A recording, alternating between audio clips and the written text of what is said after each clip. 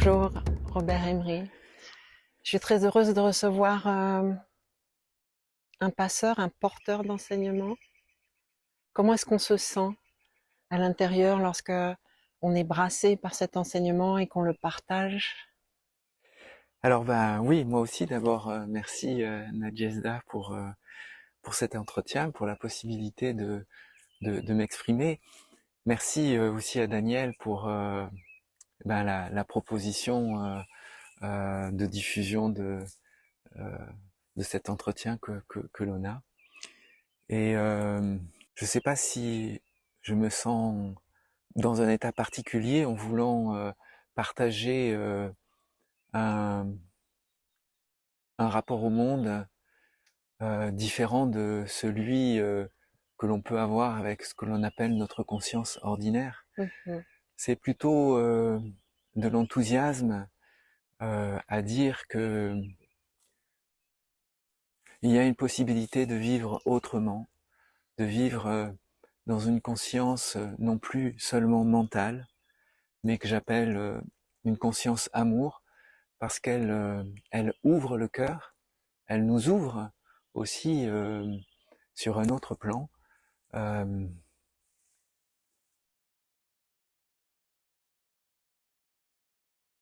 Alors bien sûr, il faudrait préciser quelques éléments.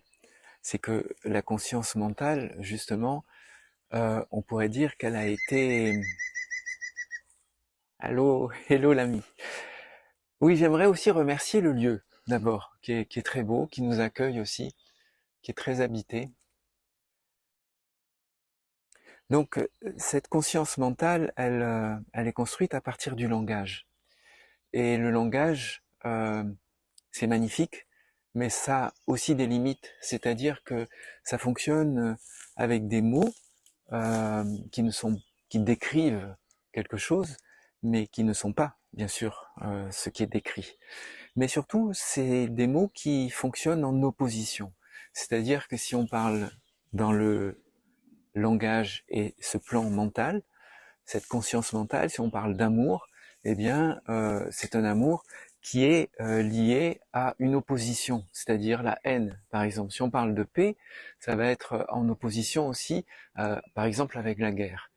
Et le problème, il est là, c'est que on a la possibilité d'accéder à un autre plan de conscience qui ne fonctionne pas de façon duelle. C'est-à-dire que quand là, on parle d'amour, eh bien, il n'y a pas d'opposé. Quand on parle de paix, il n'y a pas d'opposé non plus. C'est une paix profonde, stable. Dans le langage et la conscience mentale, quand on fait un traité de paix, on sait bien que ça ne tient pas.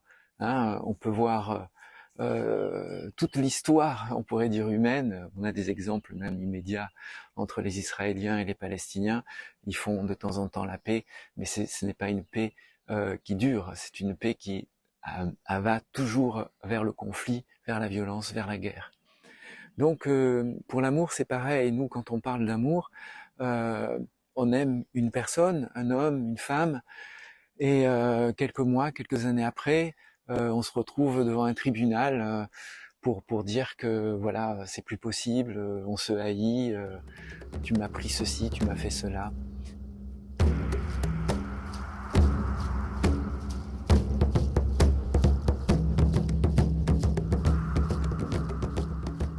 Je vous écoute avec une grande attention, j'entends les oiseaux et j'entends ce langage, cette communication plutôt qui m'affectionne particulièrement, qu'on appelle la langue des oiseaux. Oui, Et dans cette voix du sentir qui vous inspire, je me suis amusée à entendre sentir différemment, le mot n'étant pas la chose. oui. Et sentir, c'est quelque chose d'assez abstrait pour la plupart d'entre nous. Et si je vais dans cette résonance, dans cette vibration des lettres, le S nous appelle au sacré et à la sagesse, le en qui est à l'intérieur de nous, le T au manifesté, et il y a le ir qui pourrait être la colère. Et la colère, elle demande à être alchimisée. Voilà, il y a quelque chose de l'ordre de l'alchimie de la colère pour la transformer en joie. Et alors, on récupère le I qui est l'intuition et le R qui est l'aventure.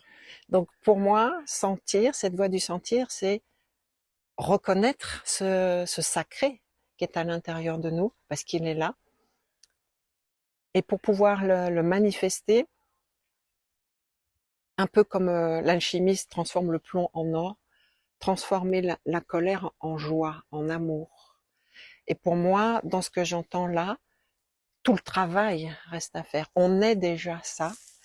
Et on entend beaucoup de la peur qui nous sépare de se sentir.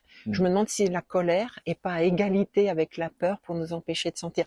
Ce cri de colère qu'on pousse à la naissance d'être séparé du grand tout, qu'on garde à l'intérieur de nous alors qu'on n'est pas séparé, on est ça. Et dans ce que vous proposez, dans ce que vous inspirez, il y a tout ce travail de reconnaissance de cette conscience qu'on est déjà ça.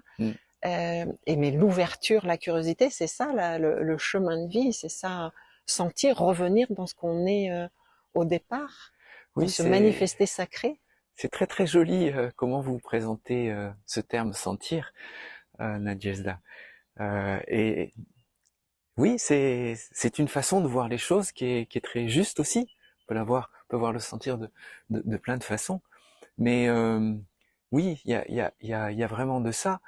C'est-à-dire que, encore une fois, il ne s'agit pas de se changer, d'être quelqu'un d'autre, de partir en quête d'autre chose que ce que l'on est. Parce que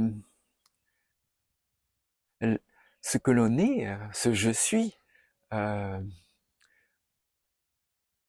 on pourrait déjà juste explorer un tout petit peu ça. Est-ce que je pense être en vie ou est-ce que je sens que je suis en vie? En réalité, nous vivons continuellement dans la pensée et nous sommes assez coupés du corps. Donc, on a en plus une culture qui a mis la pensée au centre de toute l'expression humaine. Et peut-être il y a le rappel que ce n'est pas je pense donc je suis, c'est je suis et je peux penser. C'est le je suis qui est d'abord, qui est premier. Et ce je suis, il est ce que je suis justement. Donc je ne peux pas aller ailleurs, je ne peux pas me changer. Simplement c'est au cœur de ce que je suis, s'ouvrir sur une autre perspective. On pourrait dire que pour le moment, cette conscience je suis est limitée à une conscience mentale. Qu'est-ce que c'est une conscience mentale? C'est une conscience qui est identifiée à l'image que j'ai construite de moi-même. Mais cette image que j'ai construite, et je ne pouvais pas faire autrement, donc il n'y a aucune, disons, critique sur cette image que nous avons construite de nous-mêmes, sur cette identité qu'on pourrait appeler aussi psychologique, cette identité psychologique, elle a été nécessaire. Mais le problème, c'est que cette image, cette identité psychologique, elle est artificielle. Elle n'existe pas en réalité. Elle est liée à mon histoire, à ma culture, à la façon dont j'ai été élevé, à la façon dont j'ai eu mes premières relations affectives, à la façon si j'ai été aimé ou pas aimé, mes premières blessures, la façon dont je me perçois, si j'aime mon visage ou si je l'aime pas, etc., etc. Et donc, le problème on pourrait dire, de cette conscience mentale identifiée à une image, c'est que je vais tout le temps défendre cette image vis-à-vis de l'autre. Je vais avoir peur du regard de l'autre, d'être critiqué par l'autre, d'être jugé par l'autre. Ou alors, je vais prendre les devants et je vais m'imposer à l'autre. Plutôt que d'être critiqué, c'est moi qui vais prendre le dessus, chercher à le dominer, chercher à m'imposer. Donc la racine de cette conscience liée à l'image de soi, c'est la peur. Et donc ce que vous disiez était très juste, Nadjezda, sur le fait que à un moment donné, on va alchimiser tout cela. C'est-à-dire que il y a une très très belle parabole de Jésus autour de la brebis égarée. Et bon, je vais pas trop la développer, mais l'idée c'est que dans ce troupeau, il manque une brebis et je vais aller la chercher. Pour moi, dans ma compréhension, ça signifie que la proposition que nous fait l'enseignement, que nous fait cet appel de l'être, que nous fait, on pourrait dire l'être tout court, la réalité de ce que je suis, c'est que il veut que je sois entier. Il ne veut pas que je sois quelqu'un de différent. Il veut que je m'aime en totalité, dans la totalité de ce que je suis. C'est-à-dire quoi? Mais ça, c'est magnifique à comprendre. Il me veut avec mes limites. Il me veut avec mes défauts. Il me veut avec mes failles. Parce que s'il y a peut-être une chose que la psychologie a comprise, c'est que tout ce que je refuse, je le rejette dans l'inconscient, et l'inconscient, je le refoule, hein, comme on dit, eh bien cet inconscient refoulé va revenir sous une autre forme. Donc la proposition qui est précisément alchimique, c'est de tout mettre à jour dans la lumière de la conscience. Mais là, il faut être très précis. Ce n'est pas une conscience mentale, c'est la conscience tout court. C'est-à-dire, qu'est-ce que c'est cette conscience tout court? On pourrait dire que la conscience est comme un flux qui va, elle est une, cette conscience. Mais elle va, selon les êtres humains, selon peut-être aussi les espèces vivantes, elle va de la plus petite présence de conscience, c'est-à-dire qu'il n'y a jamais absence totale de conscience. Mais il y a 99,99 d'inconscience, donc d'insensibilité, donc absence d'amour aussi, parce que la conscience et l'amour sans contraire, c'est la même chose. Cet amour inconditionnel, on pourrait dire. C'est la conscience. Donc, cette conscience, elle se déploie de l'infinie presque absence d'elle-même jusqu'à l'infinie présence d'elle-même. Donc, on pourrait dire que si on veut des choses morales, le mal, entre guillemets, va se situer vers un infini bas, un infini inconscient, un infini d'insensibilité.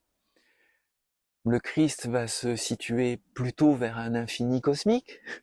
Et nous, eh bien, on est au milieu de tout ça. Pour le moment, on est dans cette partie de la conscience dite mentale. Et l'invitation que nous fait vraiment, on pourrait dire, parce que c'est vraiment une invitation collective, c'est pas une invitation juste de quelques individus, mais l'espèce aujourd'hui est invitée à entrer dans une autre conscience, à sortir de cette conscience mentale qui divise tout le temps, dans une autre conscience dans laquelle justement on est accueilli entier, c'est-à-dire avec nos failles, avec notre colère, avec nos limites, et c'est avec cette conscience qui inclut le corps, l'émotionnel et le mental, que l'on va pouvoir se voir dans les situations de la vie, et c'est ce voir de conscience qui va alchimiser.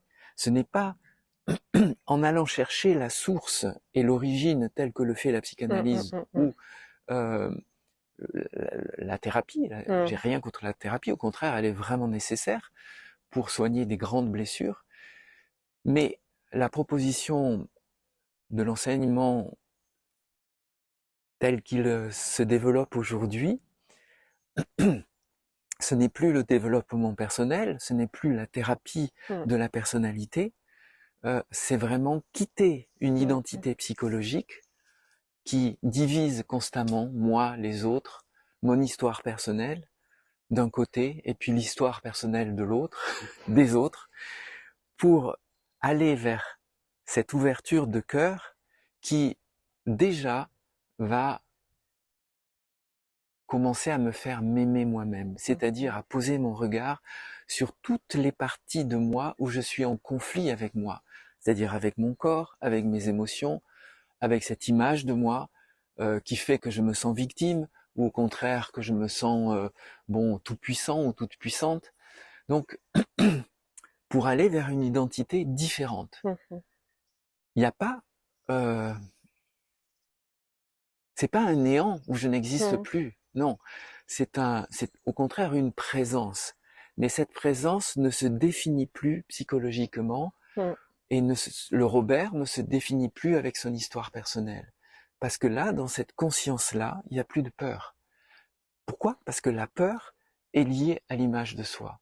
Donc si on quitte cette identité, et on la quitte avec des pratiques, c'est pas comme ça, hein, il y a toute une compréhension à avoir, Mais si on quitte cet attachement à une identité psychologique pour aller vers une ouverture de sensibilité et d'inclusion, c'est-à-dire où je vais pouvoir réharmoniser mon incarnation, c'est-à-dire au lieu de vivre que dans le mental, je vais vivre avec mon corps, avec mes émotions et avec la pensée. Sauf que, mettant les trois ensemble, bien il y a l'être qui va venir englober le tout et qui va venir m'accueillir dans une autre dimension. Et c'est ça la bonne nouvelle, c'est ça la grande nouveauté que on n'a pas encore bien saisi. C'est pas un combat contre soi-même. C'est une immense ouverture d'amour vers soi et vers la vie. Ça m'évoque une image où il y aurait deux miroirs l'un face à l'autre. Ouais. Et en fait, chacun renverrait à l'infini l'image de chacun et on penserait que c'est ça la vie. Et en fait, il y a une intelligence de vie parce que ce que vous appelez conscience, je l'appelle intelligence de vie et je lui mets un C majuscule.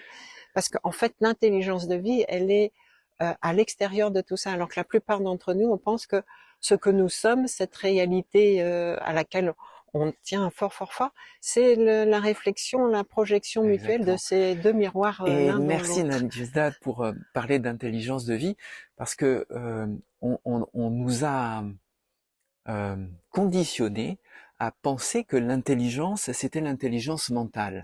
Mais vraiment, là, il s'agit véritablement d'ouvrir les yeux aujourd'hui sur ce que c'est cette intelligence mentale. Cette intelligence mentale, elle produit des bombes atomiques, elle produit des missiles, elle produit des virus, elle produit la haine, elle produit la division, constamment. Or, il existe une autre intelligence. Et c'est précisément celle-là que l'enseignement nous invite à rencontrer, qui est une intelligence du cœur, mais c'est pas une intelligence émotionnelle. Quand on parle du cœur, on parle le langage. C'est pour ça que c'est toujours bien de poser quelques préalables sur de quoi on parle. Le cœur, on le connaît pas. L'amour, on le connaît pas. Il faut faire très attention à ce langage. Cette intelligence dont on parle, cette intelligence qui est la vie, cette intelligence de vie qui est conscience, vie, amour, joie, paix, ce sont les mêmes termes. C'est ce qui se développe quand on commence à entrer en contact avec ce plan de conscience, c'est tout ça.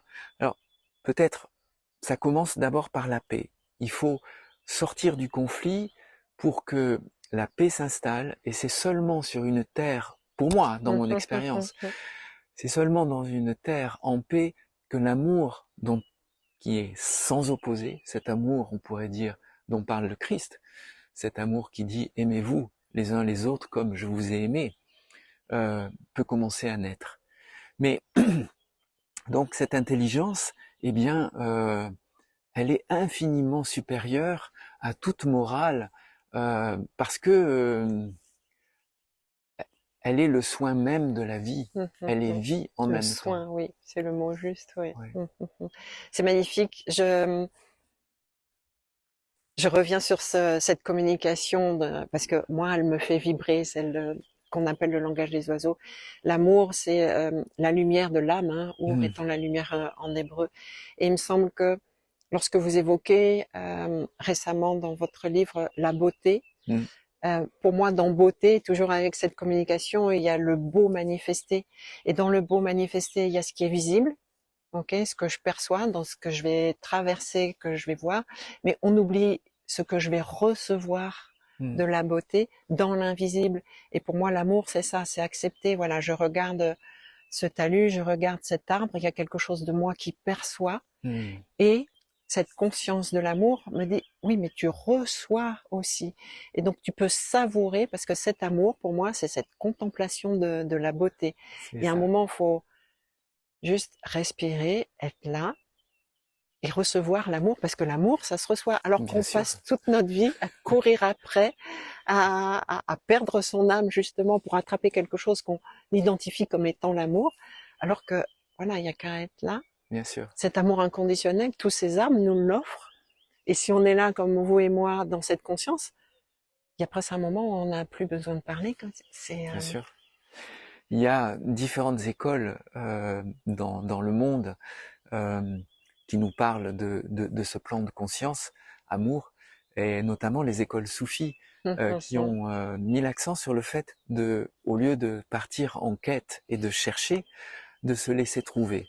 Et c'est exactement ce dont vous parlez. Et effectivement, la beauté de cette conscience amour, lorsqu'on sort de la conscience mentale, alors peut-être je vais le dire différemment, dans la conscience mentale, lorsque je suis pris par cette conscience, lorsque je fonctionne avec cette conscience, qui est la conscience ordinaire, je ne peux pas m'empêcher de comparer, de nommer, de classifier. Et dans cette façon de faire, il y a tout le temps séparation. Et donc, comme on l'a vu un petit peu précédemment, il y a eu la construction d'une image de soi. Cette image de soi, elle se construit avec des conditionnements culturels, idéologiques, avec toutes sortes de convictions qu'on va avoir. Et il faut comprendre que toutes les convictions que l'on a, si on se met vraiment à les explorer, on va comprendre que ce sont des points de vue qui viennent des autres, ou alors qui viennent de notre expérience personnelle, voilà, qui sont très parcellaires, et on les généralise. Et l'invitation, c'est justement de sortir de tout ce savoir qui est un savoir mental pour aller vers une expérience beaucoup plus directe, où justement, c'est toute la différence, c'est que je vais être conscient on pourrait dire de l'espace qui m'habite, je vais être conscient de l'espace extérieur, de la situation, de l'autre, la relation qu'il y a, mais surtout je vais commencer à être conscient, c'est-à-dire à prendre conscience de l'impact de l'extérieur sur l'intérieur et de l'intérieur sur l'extérieur, cette relation-là. Et ça, on va voir à ce moment-là notre susceptibilité, on va voir notre colère, on va voir notre avidité. Une parole qui est prononcée, à partir de cette conscience amour, on va pouvoir la voir se poser sur, disons, ce conditionnement mental dans lequel je vis. Et quand c'est vu comme ça s'arrête parce que on est conscient. Vous voyez? Ah oui, très bien. Dans ma tête, là, il y a une notion ancestrale dans la psychologie qui s'élimine complètement. Il y avait le conscient, l'inconscient, l'inconscience. En fait, il n'y a plus que le conscient et la conscience. On élimine cette espèce d'étape-là qui est nébuleuse et qui nous demande des décennies de psychanalyse, pardon pour la psychanalyse. Et tout d'un coup, on peut se dire que ok, c'est intriqué, le conscient, la conscience, il n'y a plus rien qui... Non. Il y a juste notre enthousiasme que vous évoquiez au début de l'entretien. Ça va même plus loin que ça, parce que ayant eu une formation de psychologue, ayant pendant quelques années pratiqué la psychologie et les thérapies psychologiques, que j'ai abandonné très vite parce que justement j'étais appelé plutôt vers cette dimension de conscience amour, je vais dire, qui n'est plus une conscience psychologique. Mais je me rappelle très bien de certains enseignants que j'ai rencontrés, j'en ai rencontré beaucoup, que ce soit Louis Sanza, j'ai été très marqué par... j'ai rencontré en Inde, j'ai rencontré Krishnamurti, par exemple, qui est quelqu'un qui m'a beaucoup marqué aussi. Et c'était l'idée qu'il y avait la possibilité d'être entièrement conscient. Et ça, pour moi, quand j'avais 20 ans, 21 ans, que j'étais encore dans mes études de psychologie, c'était hallucinant. Je me disais, mais ils sont complètement idiots, ils sont crétins, quoi. Ils savent quand même que l'inconscient existe et qu'on peut rien y faire. Et non, justement, ça c'est notre culture qui dit ça. Mais non, on peut faire, on peut mettre de la conscience partout. Ça va pas peut-être venir tout d'un coup, mais on peut mettre cette conscience partout. Et ça, c'est bien aussi la bonne nouvelle qu'annonce le Christ, hein, c'est que la lumière, non pas de la conscience mentale, parce que malheureusement, chaque fois qu'on parle de conscience, ici, on l'associe à conscience mentale, mais la conscience, c'est immensément plus grand que cette conscience mentale. Mais quand on met la lumière de cette conscience amour sur la relation avec l'autre ou sur les situations que je vis, Oh oui, alors. eh bien là, tout de suite, c'est ce qu'on appelle le voir dans le chamanisme. Ce Hum. voir-là, eh bien, euh, il est clair et il résout pratiquement immédiatement la problématique. Donc plus je vis de façon, ce qu'on appelle dans la spiritualité contemporaine, dans la présence, Hum. c'est-à-dire en étant présent dans cet instant-là que l'on partage, non pas en train de penser au passé, non pas en train d'attendre est-ce qu'il va y avoir beaucoup Hum. de gens qui vont regarder cette vidéo, est-ce que je suis bien, ou voilà, tous ces patati patata Ah, on vous a mentaux. pas dit que la vidéo, c'est que pour vous et moi, Voilà, personne mais ne va tant la mieux, voir. tant mieux. Parce que c'est ça, hein, le mental, Oui. toujours à projeter dans le futur, ou toujours à se référer au passé. Non, ce moment présent, là, uniquement ce moment présent, eh bien, dans cette conscience-là, il y a un espace qui se déploie, Hum. qui est sans âge, qui est sans homme, sans femme, Hum. qui est un espace de cœur, et où il n'y a que l'amour, Il y là. a que l'amour, Il oui. peut rien avoir d'autre, Ouais. Et si on a des doutes, on lit quelques pages de Se libérer du connu de Krishnamurti. par On a exemple. très vite mal à la tête et très vite on dit OK, j'abandonne tout ce que je sais, tout ce que je voudrais, j'abandonne.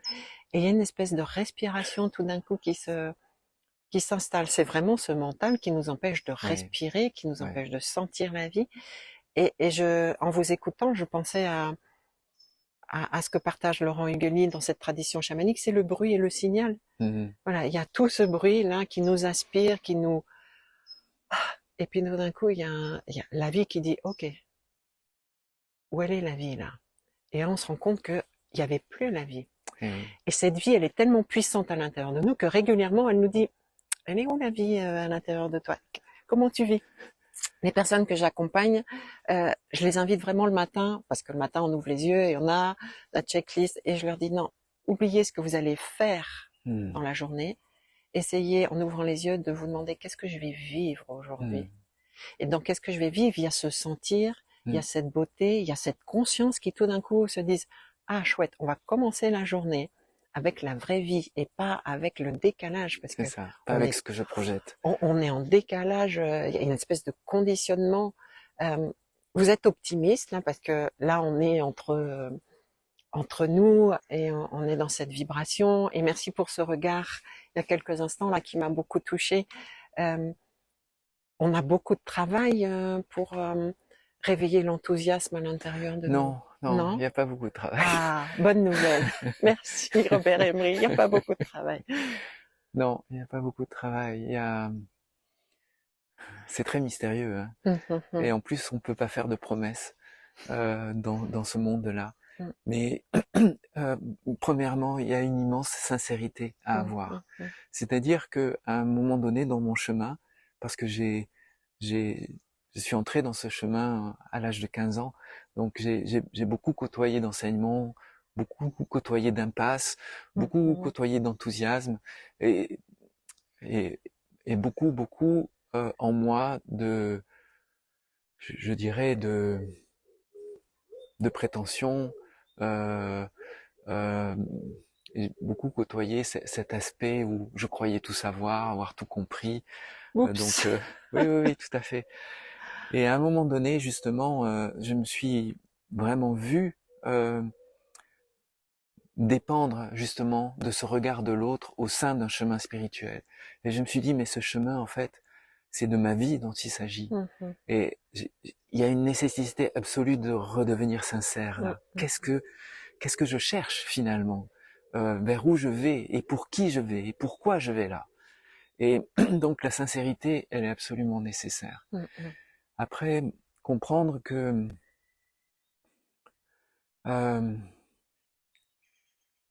il y a un abandon, hum, c'est-à-dire que on va vers une forme de vulnérabilité. hum, hum, Lorsque j'ai commencé à abandonner mes convictions, hum, lorsque j'ai commencé à comprendre que euh, il n'y avait plus rien à défendre, il n'y avait personne à convaincre, il y avait simplement moi-même à vivre dans une nudité cette relation à la vie. Euh, Là, il a commencé à avoir des changements dans ma vie. On contacte son âme à ce moment-là. Alors, ça dépend ce qu'on entend par son âme. Oui. Je fais une petite différence dans le langage entre l'être et l'âme.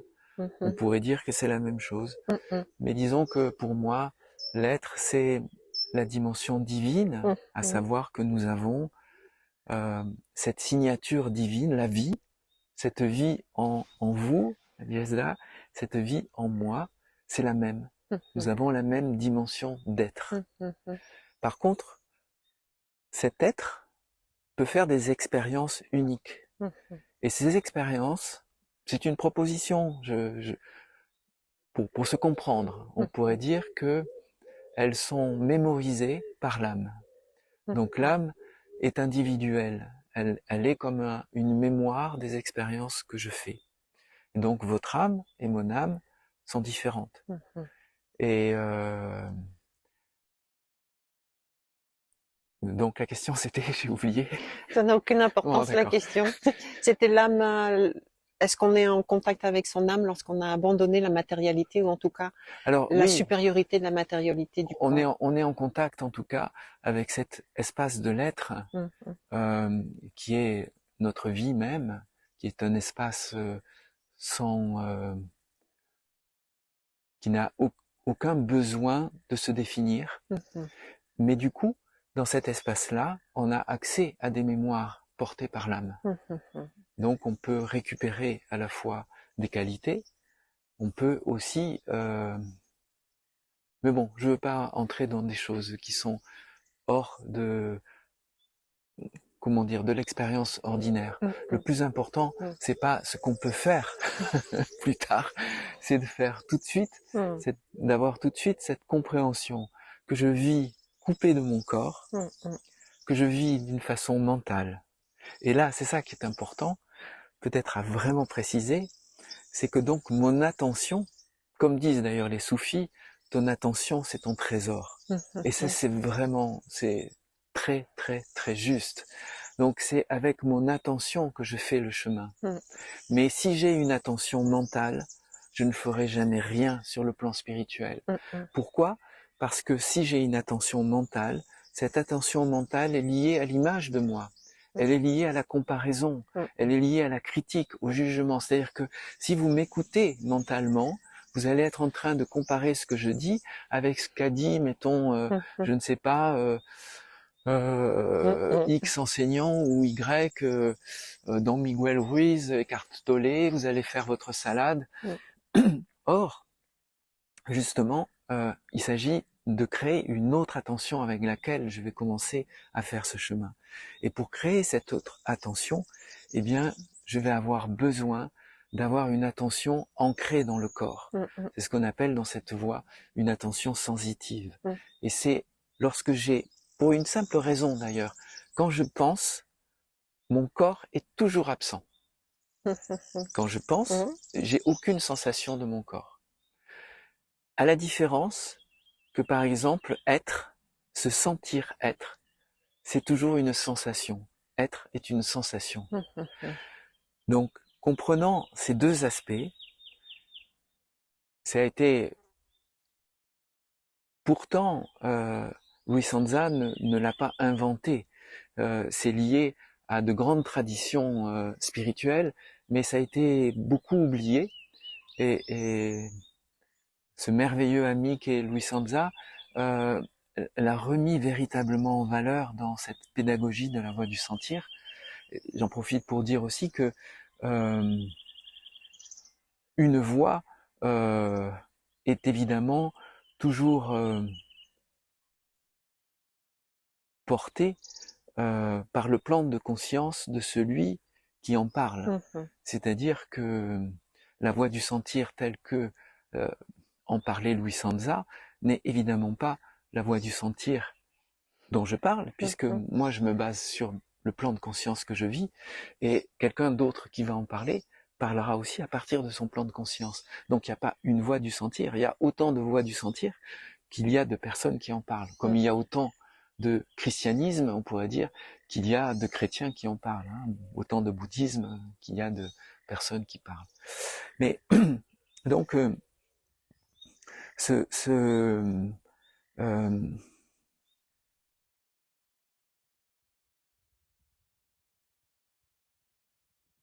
on pourrait dire que nous sommes tellement dans le mental que notre conscience donc est toujours liée à tous ces mécanismes mentaux.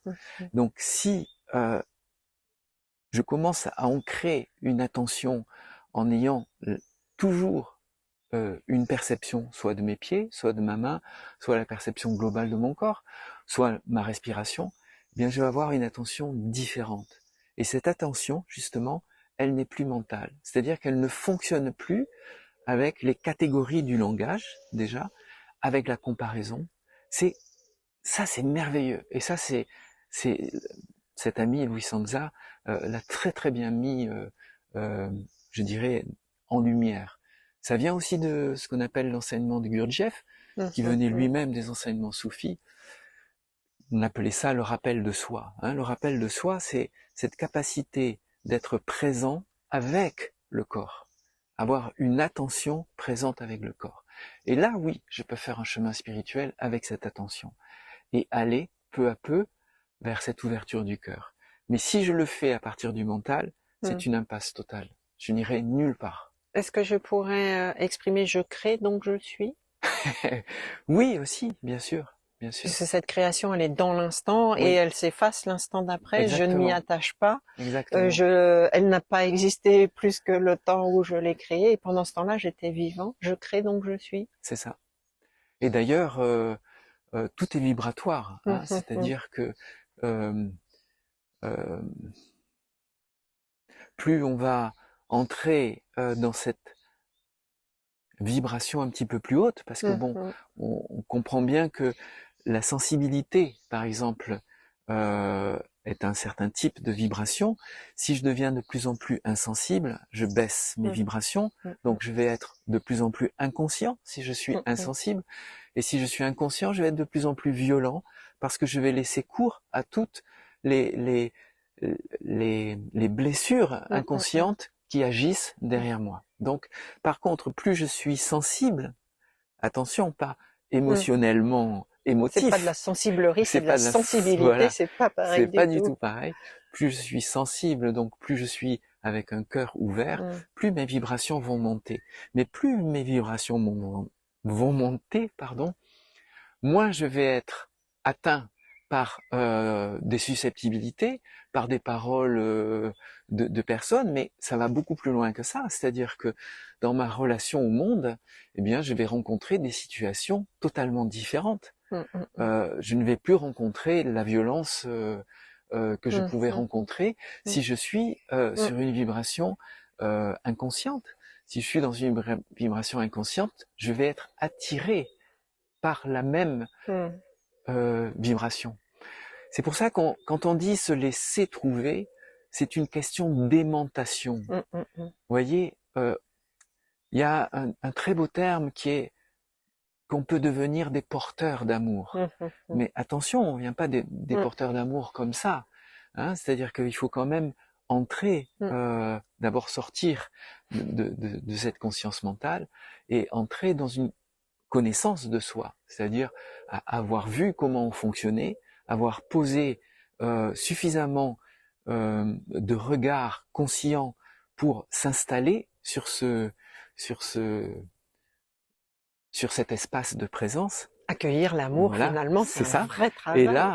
Et là, justement, eh bien, la vibration sur laquelle on est va attirer. C'est comme les abeilles avec le miel. Si je deviens du miel, eh bien, les abeilles vont venir. Hein, et c'est ça. Et l'amour vient vibratoirement. Et la grande clé aussi, j'en profite pour le dire, puisqu'on est tout le temps en train de demander de l'amour.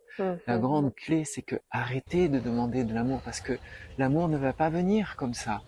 Pour ça, il faut l'attirer. Et pour l'attirer, il faut que je commence à aimer. Donc, commencer à aimer, mais commencer à aimer un petit animal, un arbre, commencer à aimer le lieu dans lequel, par exemple, nous nous trouvons, à aimer tout ce qui habite aussi les endroits, votre votre salon, votre lit, votre bureau, votre cuisine. Commencez à aimer, à aimer, à aimer, à aimer. Et là, vous allez voir que vibratoirement, quelque chose va commencer à se passer. Tout d'un coup, peut-être un voisin va vous dire bonjour, alors que d'habitude, il vous ignorait totalement. Ou mon abricotier va être couvert d'abricots Voilà, alors que l'année dernière, il m'a boudé. c'est ça. Quand je vous entends, Robert Emery, j'ai un rêve profond, c'est que ce partage, il se diffuse dans les écoles maternelles. Et je me dis que, voilà, si ces enfants sont Et dans bien cette sûr, ouverture d'amour, la peur, elle va diminuer. Bon, elle va garder son petit bout de terrain, parce que pour le moment, dans l'histoire d'humanité, elle a un tout petit peu encore d'utilité. Et ça, c'est le monde de demain. oui, c'est le monde de demain. Mais encore une fois, Vous diffusez pas dans les écoles maternelles, non? disons que non, parce que pour le moment, ce qu'il faut pas oublier, c'est que on s'occupe pas de l'autre. On s'occupe d'abord de Ah, ça c'est soi. mon défaut. C'est-à-dire que c'est véritable. Alors pour les enfants, bien sûr que si on leur donnait un contexte Mm. euh, de bonne entre guillemets éducation, ça serait différent. Mais les enfants doivent aussi passer par cette C'est vrai. individualité Mm, mm. pour pouvoir aller vers une autre Ma pensée magique qui est voilà. encore là. Ça viendra un jour, mais pour le moment, on a encore besoin de passer par cette conscience mentale C'est vrai. individuelle pour pouvoir aller ailleurs, faire cette expérience en tout Mm. cas de la dualité, de l'autre qui me fait peur, de l'autre qui est mon ennemi, pour qu'à un moment donné, je me rende compte qu'il n'y a plus d'ennemi, Mm. que l'ennemi n'existe pas. C'est pour ça d'ailleurs que je peux l'aimer, comme dit Jésus, hein, aimez vos Et ennemis. quand on a fait l'expérience, il n'y a plus personne qui puisse vous dire non, c'est pas comme ça. Non, Bah, c'est c'est comme ça, je l'ai ressenti, c'est c'est comme ça, je l'ai vécu. c'est ça. L'expérience est primordiale. Ouais, La vie est un chemin d'expérience. voilà. Et donc, quand on s'occupe vraiment de soi et qu'on laisse l'autre tranquille, déjà, ça c'est pas mal, Oui. et qu'on grandit Mm. soi-même, va arriver un moment où notre parfum va changer. Mm, Il va y avoir mm, un rayonnement différent. Il y a une lumière paisible, une paix qui va émaner. Et c'est cette paix qui va donner envie à l'autre de venir dans cet espace. Mais on peut jamais convertir l'autre. mm, mm, mm, La seule chose qu'on peut faire, c'est se convertir soi-même. mm, mm, Et se convertir, c'est pas se convertir à une croyance. mm. C'est, c'est, J'aime bien s'alchimiser. Je sais pas si oui, ça c'est ça, existe, mais j'aime bien. Oui. c'est s'alchimiser. Mm. C'est-à-dire devenir entier, commencer à s'accepter tel qu'on est. Parce que tant que je suis en combat contre moi-même, là aussi Mm, rien peut mm, se faire. Commencer à admettre que j'ai des limites, commencer à admettre que je suis jaloux, commencer à admettre que je suis avide, et commencer à se poser la question, mm, pourquoi je suis mm, avide? mm, Qu'est-ce que cette avidité vient chercher? mm, Et là, c'est l'amour qui va œuvrer. mm, C'est mm, pas la mm, psychologie. mm, Pourquoi je suis avide? mm, Est-ce que je peux aimer cette avidité en mm, moi au lieu de tout le temps la refuser? mm. Est-ce que je peux la goûter? Quel goût elle a? Cette pensée d'avidité, quel goût elle a? Dans ce vide, est-ce qu'il y aurait de l'amour par hasard? Oui. Et est-ce que, justement, c'est pas une partie de moi qui Mm, a besoin d'être vue, mm, mm, mm, euh, sans aller chercher psychologiquement le mm. pourquoi Le du comment, pourquoi, oui. et toujours Les la pourquoi faute et les chez l'autre, comment. Oh hein. oui, C'est à cause de mm. maman, de papa, du Les cousin, pourquoi et les de la comment. petite copine qui, voilà. Non, à un J'aime moment bien les mots donné, d'enfants qui disent, bah c'est comme ça, voilà, c'est ça, c'est comme ça. c'est comme ça. Tout d'un coup, on a la paix dans c'est comme ça. Ouais, Est-ce qu'on pourrait terminer cet entretien avec joie. c'est comme ça? Pour cette fois, l'entretien se termine. Je sens que le lieu a profité de tout ce qui s'est dégagé de notre partage. Je vous remercie beaucoup, Robert Ben, moi Emery. aussi, je vous remercie Nadiejda, merci Daniel, et peut-être ne pas oublier que euh, si certains êtres peuvent vivre dans cette paix, dans cette tranquillité, n'oubliez pas que cette paix, cette tranquillité est pour tout le monde, Oui. vraiment pour tout le monde y a droit, tout le monde est appelé à cela. Donc, suivez votre enthousiasme pour aller vers cet espace-là. Suivez cet appel de votre être profond, de cette dimension de tranquillité en vous pour aller là et laissez-vous guider parce que la vie va vous guider pour rencontrer les bonnes personnes. Et je vous remercie. Merci, la vie m'a fait rencontrer une belle personne en vous. Merci beaucoup. Merci. Très belle journée à vous. Oui, à tout le monde aussi. Au revoir. Au revoir.